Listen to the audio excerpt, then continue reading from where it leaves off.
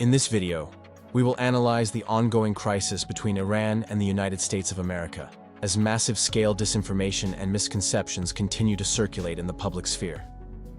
This video aims to narrate the true strategic situation and balance between these two countries, looking well beyond the mainstream media reports from both sides, which are designed to create a narrative favorable to them for public consumption, not a realist assessment of the situation. Like and subscribe if you want to support the channel in the algorithm. Now let's start. The foundation of this analysis rests on reports from both Israel and the United States, indicating that the key goals they pursued during their attack on Iran in the summer 2025 12-day conflict were not achieved. Both Iran's ballistic missile program and its nuclear capability remain the central issues these states have with Iran. It can therefore be stated that the Trump administration provided Israel with an opportunity to achieve its desired outcome through military means, an attempt which ultimately failed in that regard. Now, roughly 6 months after that engagement, another crisis has emerged, with Iran's missile and nuclear capabilities being the key pillars of this current crisis, just as they were in the previous one. A crucial reality here is that, with the exception of the limited-scope U.S. Midnight Hammer operation during that conflict, it was fundamentally an Israeli attempt to achieve its objectives by force. The United States did provide support by all available non-kinetic means, but even at that time, Trump refrained from participating directly in the kinetic attack on wide scale, an attack which caught Iran by surprise, and would have represented an ideal opportunity to overwhelm Iran if such a combined capability from both countries, Israel and the United States, had existed and materialized. At this point, we must recognize a key reality of global power dynamics. Interactions between major powers, such as the U.S. and Iran, do not permit lies and tricks to secure the advantage of the element of surprise. During the 12-day conflict, Trump had warned Iran of a 60-day ultimatum, within which he allegedly could restrain Israel from attacking and proceed with negotiations on the nuclear issue. The Israeli attack on June 13th fell a day beyond that 60-day limit, providing Trump with the legitimization that the Israeli action was beyond his control. Back then, Iran did not find this threat credible, given its irrationality in terms of potential outcomes. However, when the attack occurred and negotiations with the U.S. collapsed, Iran was not truly deceived by Trump, due to his prior warnings regarding crossing Israel's 60-day deadline. Why is this point important? Because the current crisis and the deployment of U.S. military forces in the region would be perfectly explainable by a U.S. desire to renew and revive the negotiations that collapsed due to the Israeli surprise attack. The notion of negotiations being restarted to conduct another surprise attack by directly and formally deceiving Iran is not something major powers like the two involved countries would do. Such actions would leave no viable diplomatic exit strategy should the situation go out of control, which is easily possible when confronting a major military power like Iran. To illustrate the personal feelings of United States President Trump near the end of the 12-day war, we can look to a short clip in which he is actually visibly frustrated with Israel and the war it initiated. Israel says that Iran violated the peace agreement and the ceasefire agreement. Do you believe that Iran is still committed to peace? Yeah, I do. They violated it, but Israel violated it too. Are you questioning if Israel is committed? Israel, as soon as we made the deal, they came out and they dropped a load of bombs, the likes of which I've never seen before. The biggest load that we've seen. I'm not happy with Israel. You know, when I say, okay, now you have 12 hours, you don't go out in the first hour and just drop everything you have on them. So I'm not happy with them. I'm not happy with Iran either. But I'm really unhappy if Israel's going out this morning because of one rocket that didn't land, that was shot, perhaps by mistake, that didn't land. I'm not happy about that. You know what? We basically have two countries that have been fighting so long and so hard that they don't know what the they're doing. Do you understand that? The sequence of events, Iran striking the main United States Middle East base, followed by Israel then asking him to arrange a ceasefire with Iran, resulted in outcomes that were quite unfavorable for Trump.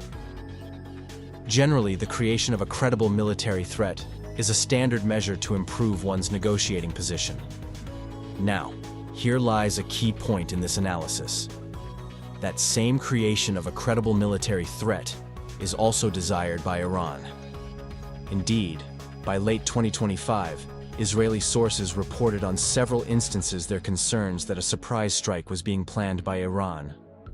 The summer 12-day conflict concluded with a ceasefire, meaning hostilities could actually re-erupt at any point. With Israel being the declared and clear aggressor and initiator of that conflict, Iran can insist on reserving its right to retaliate to avenge the damage it suffered. The truth is that Iran's ballistic missiles, its key military tool when facing an air power-centric force like Israel, would provide its greatest effect and advantage if Iran were the attacker instead of the attacked. Only under surprise conditions would Iran's ballistic missiles, with their approximately 7-minute flight time for types like the K-Shikan-2, create a sufficiently short reaction window for successfully striking Israel's air power assets, meaning neutralizing the aircraft that would otherwise be utilized to fly a retaliation strike against Iran's missile forces. During the 12-day war, Iran lacked this advantage of surprise. The subsequent dispersion and regular relocation of Israeli aircraft would not allow Iran to effectively degrade their operational capacity anymore. Hence, during this December and January, Iran's missile deployments and tests, about which almost nothing is publicly known, were detected by U.S. and Israeli intelligence, raising concerns about an impending Iranian strike. At this point, we must address another key dynamic. Prior to the 12-day summer conflict, with international nuclear inspectors still safeguarding and tracking Iran's stockpile of 60% highly enriched uranium, Iran held the status of a latent nuclear power. This meant the United States and Israel had a small time window during which they could confidently state that Iran had not yet broken out to become a nuclear-capable state. This situation has now changed, and was precisely one key reason why Iran regarded any attack by Israel as irrational and unlikely. The situation Iran faces today is that the 440 kilograms of 60% enriched uranium are not only not safeguarded by any inspectors, but their whereabouts cannot feasibly be known by the United States and Israel. It is suspected to have been stored at the Deep Tunnel Complex at the Isfahan Uranium Conversion Facility during the conflict, just days after the United States attacked the tunnel entrances by Tomahawk cruise missiles. One entrance was already cleared and reopened. Despite contrary statements from Trump on Iran's access to the material, that reopening was the point when Iran transformed from a latent nuclear power to an ambiguous nuclear power. The reason for this change is simple. Iran's nuclear weapon research and development, which had created an advanced nuclear implosion device by the mid-2000s via the Ahmad program, and has almost certainly been developed and advanced ever since, was only dependent on a single element to create operational nuclear warheads, namely, highly enriched uranium formed into two small hemispherical metal shells. Therefore, it was only dependent on a material that was previously safeguarded by international nuclear inspectors, but is not anymore. A key fact largely unknown to the public is that this material, at its enrichment state of 60% instead of the common 90%, is already sufficient to work equally well in a nuclear weapon design that has been slightly altered for that 60% enrichment level. This is an open secret. It is also an open secret that an advanced country like Iran, which institutes regularly publish open-source papers on thermonuclear research and simulation, would not simply use the 440 kilograms of that weaponizable uranium to create simple 20-kiloton explosive yield-range fission weapons. Rather, it would opt to create very low-yield weapons which use a small amount, just several kilograms, of that 60% material to then be used as primaries, meaning the igniters for a thermonuclear weapon with 3-digit kiloton explosive yields. This fact dramatically changes Iran's ambiguous nuclear capacity and amplifies the irrationality of putting Iran into this position through the military action of Israel in the 12-day conflict. Namely, as pure fission weapons, this material would be sufficient for around 20 nuclear warheads. However, if used as the mentioned primaries for thermonuclear weapons, that 440 kilograms of highly enriched uranium would be sufficient for more than 100 high-yield thermonuclear warheads. This means it would instantly create a serious nuclear arsenal for Iran, establishing deterrence dynamics of mutual assured destruction against any global power, including the United States. Knowing that Iran currently holds this ambiguous status, we return to the Israeli fears of an Iranian surprise retaliation attack. As a latent nuclear power before the 12-day conflict, any massive and sudden strike by Iran against Israel and its main conventional military mean, namely its air force, could have resulted in a nuclear retaliation against Iran. With its air force largely neutralized, Israel would be in a situation of existential threat and fear. From Israel's perspective, such a situation could justify a nuclear retaliation against a non-nuclear nation for the first time since the Second World War. Consequently, such a strike was not a viable option for Iran. What Iran could do was react proportionally to Israeli strikes and not exceed that level, to prevent an Israeli overreaction via a nuclear strike. We must dismiss misconceptions of U.S. capabilities like tracking the 440 kilograms of weaponizable uranium, which could fit into a pickup truck, by means such as continuous, all-time space surveillance coupled with kinetic weapons like some space-based asset that would instantly hit that pickup truck the moment it emerges from a tunnel at any point in time. When such myths are put aside, the reality is that Iran is currently an ambiguous nuclear power with a serious arsenal of warheads, or no warheads at all, since its opponents have no means to know that. The possible existence of this arsenal deters any Israeli unilateral nuclear strike against Iran, and theoretically enables Iran to execute a massive, sudden strike with any missile maneuver or launcher positioning it conducts, requiring only the launch order this time, instead of the missiles moving back to their tunnel missile city complexes. Now, with these facts established, we can return to the current crisis. It is of the greatest interest to the United States and Israel to remove Iran's 440-kilogram stockpile of weaponizable uranium. This action is necessary not only to return Iran to the status of a latent nuclear power instead of an ambiguous one, but also to avoid this case becoming a precedent for global nuclear proliferation and a pathway for other non-nuclear countries to become nuclear weapons states. This reality places time pressure on the U.S. side to resolve this issue as soon as possible. Israel, on the other side, is facing another kind of dilemma. The summer 2025 strikes were not sufficient to stop Iran's massive ballistic missile production quantities. Already 6 months after the strikes, important production sites like Sharud were reconstructed and likely back to producing solid propellant missiles. Furthermore, even that time-limited impact on Iran's production may have been compensated for by the accelerating ongoing production of liquid propellant missiles. Liquid propellant missiles, contrary to Iran's solid propellant ones, were not primary targets of the attack, as their production lines are situated mainly inside mountain tunnel complexes and are too hardened to be effectively attacked by Israel's conventional means. However, there is another reason for this dilemma. While Iran has quickly recovered its missile production according to Israeli sources, the same is not true for Israel's ballistic missile defense interceptors. Be it their own systems like the Arrow 3 or U.S. systems like the THAAD and SM-3.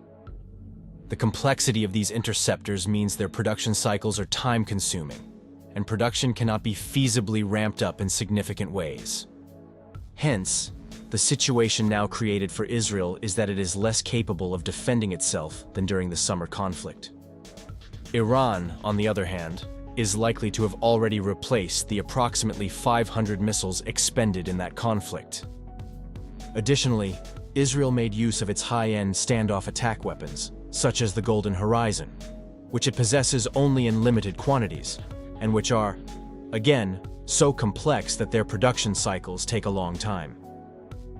Therefore, the position Israel now finds itself in, roughly 6 months after the conflict, combined with Iran's nuclear ambiguity status, means that Iran can hold Israel effectively at risk, essentially acting as a bargaining chip against Trump during negotiations.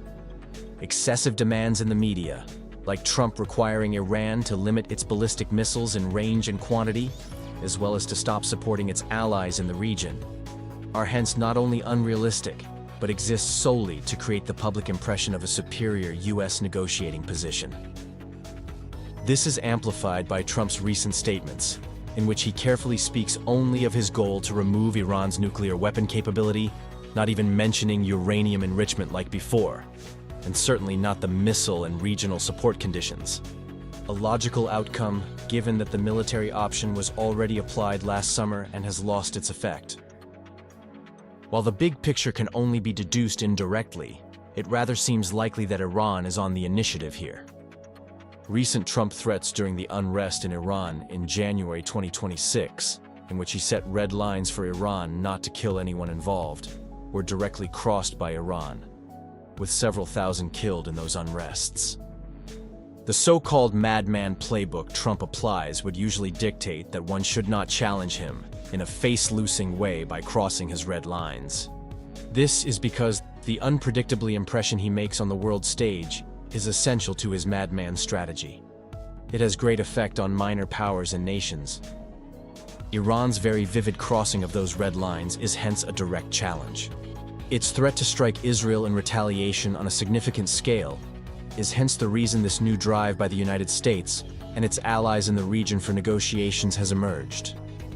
Iran has left Trump a face-saving exit path regarding that red line it crossed by promising something it has not even done yet, namely stopping a Trump-alleged mass execution of more than 800 people arrested during the unrest.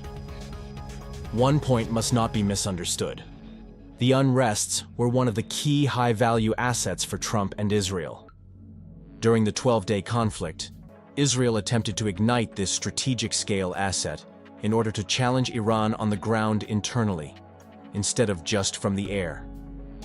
The most famous attempt to spark the unrests during the summer conflict was the strike on Iran's important Evin prison entrance to set the prisoners there free.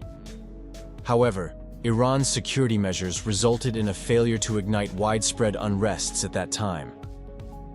In January, Trump also attempted to ignite this unrest asset by expressing his commitment to directly intervene militarily.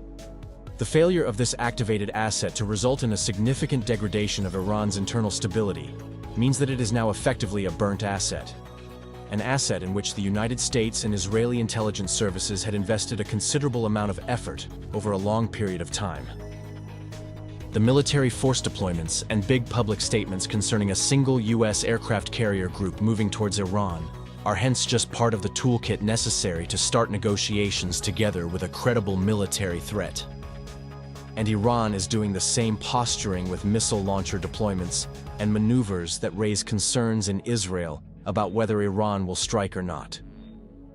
Just as Trump was unwilling to participate on a greater military scale against Iran during the 12-day conflict, despite Israel making big claims that it had destroyed Iran's air defenses and trying to incentivize Trump to take larger-scale action. Even back in those days, he had been briefed by his intelligence services that a war with Iran would not be strategically beneficial and ultimately not feasible, given its anticipated outcomes and exit strategies. And 6 months later, Trump is even less likely to take such a risk against a now ambiguous nuclear power, Iran, with a defensively and offensively more exhausted Israel as the ally. The current power balance is so obvious that all regional countries, except for Jordan, are not merely not in favor of a U.S. strike, but have been denying any use of U.S. bases and their airspace in the case of a U.S. attack. This all paints a picture in which Trump is not the one in the superior position deciding whether to strike or not, but rather a situation in which the military option on the table has been tried and failed. Hence, a negotiated deal to get Iran out of the ambiguous nuclear power status that the 12-day conflict produced is now a primary goal for both Trump and Israel. In that context, the maximalist demands presented by Israel are rather intended for the audiences they are intended for, not for the actual decision-makers. And in fact, following Iran's military posturing indicating an impending massive retaliation attack, Israel is reported to have contacted Russia's President Putin to inform him that it does not intend any military confrontation with Iran. Furthermore, during the several weeks of unrest, Israel was remarkably quiet about the events, indicating its de-escalatory intentions and concerns. At this time, renewed negotiations are planned by Iran and the U.S. side. The shot down of an Iranian Shahed-129 surveillance drone performing real-time position tracking of a U.S. aircraft carrier shows that the situation is tense.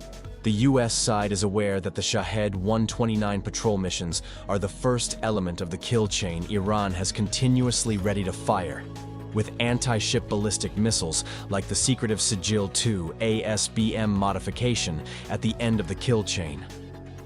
2 days prior to the negotiations, a remarkable event occurred which served as a good indirect indication of the balance of leverage each side holds at this point. The United States side, utilizing the hawkish public image of Foreign Minister Rubio, demanded the talks go beyond the uranium enrichment topic and include countries like the United Arab Emirates joining the negotiations, which were to take place in Istanbul, Turkey. Iran, however, demanded the talks be merely a continuation of the bilateral format in Oman that was disrupted by the 12-day conflict. According to Axios, the United States side said, "Either our demand or nothing," to which the Iranians replied with a laconic, "Then it is nothing." After Iran called the bluff, the United States side backtracked and accepted Iran's demands. In conclusion, it can be said that a deal regarding Iran's nuclear capabilities is a much more likely outcome of this current crisis than any military action. The only other feasible outcome would be for the United States side to intend a very limited strike campaign against Iran, an option that is almost fully deterred by the resulting certainty of Iran targeting vulnerable Israel on a significant scale. The successful U.S. operation to capture Venezuela's President Maduro will not intimidate major players with military potentials like Iran, Russia, or China into making concessions out of fear of U.S. intervention. Quite to the contrary, recent events, such as Trump's failure to support the unrest in Iran by military means, despite his promises by words to the rioters, will result in a moment of consciousness for Iran's opposition and anti-government sentiments. They will realize that the myth of unlimited U.S. military power and its willingness to act mercifully in support of human rights or democratic movements is just that, a myth, incompatible with political realism and national interest. So that's all for today. If you liked it, give a thumbs up, comment, and subscribe.